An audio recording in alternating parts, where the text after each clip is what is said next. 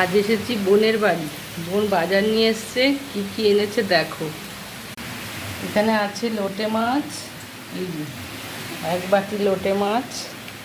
এখানে শাক কাটা রয়েছে। এখানে আছে পেঁয়াজ, না আদা রসুন, এখানে পেঁয়াজ টমেটো, এখানে আলু ভাজা হচ্ছে। দেখো কত সুন্দর সিন, বাইরে বৃষ্টি নেমেছে।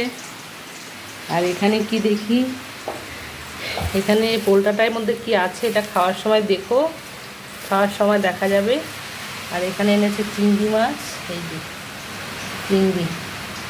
আর এটার মধ্যে আছে আদা পেঁয়াজ রসুন, এখানে কাঁচা লঙ্কা, এই যে চাটনি করবে মনে হয়, আম নিয়ে এসছে, টমেটো, কচুরমুখী। এই হচ্ছে আজকের বাজার। তো চলো খাওয়ার সময় আবার দেখা হবে। তার